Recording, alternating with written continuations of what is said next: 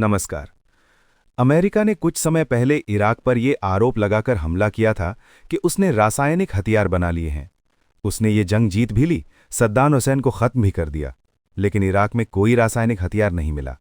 मिला तो सिर्फ एक तबाह हो चुका देश।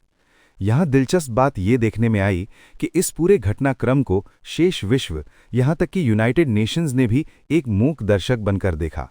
इस वीडियो में ये जानने का प्रयास करेंगे कि मैं क्यों कह रहा हूं कि आज का खाड़ी युद्ध जिन कारणों से लड़ा जा रहा है और कैसे इजराइल के साथ अमेरिका भी इसमें शामिल हो गया है, क्या उसके पीछे की प्रमुख वजह पूंजीवाद या कैपिटलिज्म के अस्तित्व को बचाना है, और क्या वर्तमान में चल रही तमाम वैश्विक अस्थिरता पहले पूंजीवाद और फिर धर्म युद्ध में परिवर्तित हो जाएगी। ये मैं ऐसे ही नहीं कह रहा हूं। इसके पीछे का कारण वर्तमान में चल रहे ग्रह गोचर या प्लैनेटरी ट्रांजिट्स में छुपा है। इसमें राहु, केतु, शनि और नेपच्यून अहम भूमिका निभाते दिख रहे हैं।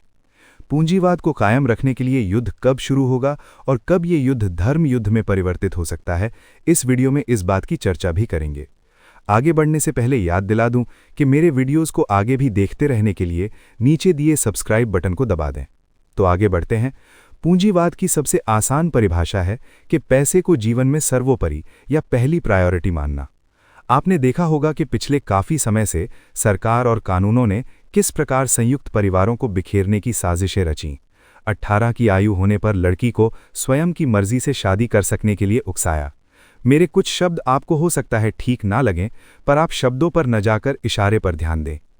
एक समय ऐसा भी था जब स्कूल का कोई भी बच्चा स्कूल बंक नहीं करता था, और ना ही पान ठेले पर खड़ा होकर कोई भी बच्चा खुलेआम सिगरेट पीता था। ऐसा क्यों होता था? उस समय सामाजिक ताना-बाना कुछ ऐसा था कि किसी पराये बच्चे को भी गलत काम करता देख कोई भी उसे डांट सकता था। फिर एक कानून आया कि बच्चे को न केवल स्कूल बल्कि उसके माता-पिता भी थप्पड़ तक नहीं मार सकते।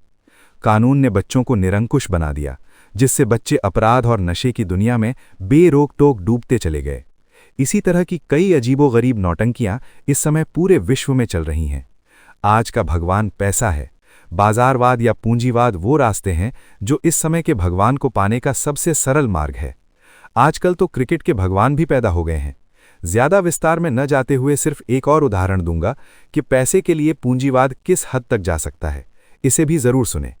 आज से कुछ वर्ष पहले अचानक ही लड़कियों पर एसिड अटैक की घटनाएं बहुत बढ़ गई थीं। इन खबरों को मीडिया ने हाथों हाथ लिया और बहुत बड़ा कैंपेन चलाया। आनन फानन में कुछ ही महीनों बाद इस पर कानून भी आ गया कि अब से दुकानों पर एसिड की बिक्री नहीं होगी। बाजार में एसिड इसलिए मिलता था कि लोग इससे अपने टॉयलेट वगैरह की सफाई कर सकें। नया कानून बनते ही बाजारों में एसिड की जगह कई प्रकार के टॉयलेट क्लीनर आ गए, जिनमें कीटनाशक रसायन मिले होते हैं।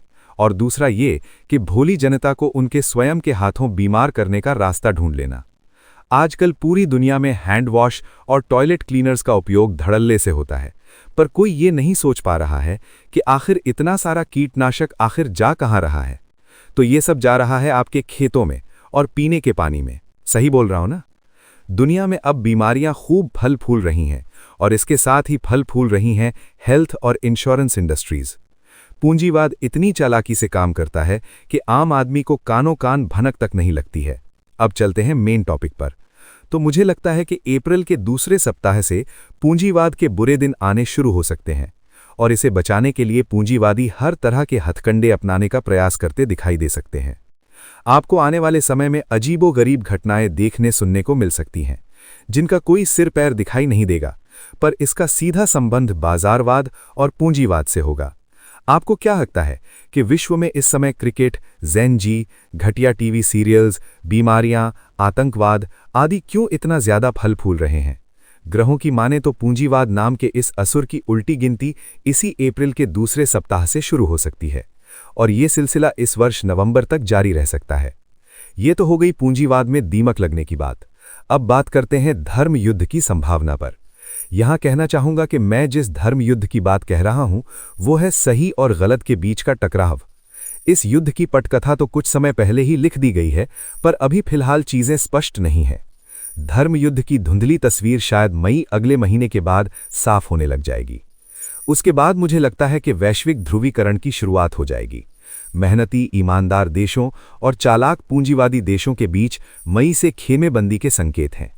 आपको मेरे इस तरह के वीडियो कैसे लगते हैं प्लीज़ बताइएगा ताकि मेरा मनोबल बना रहे।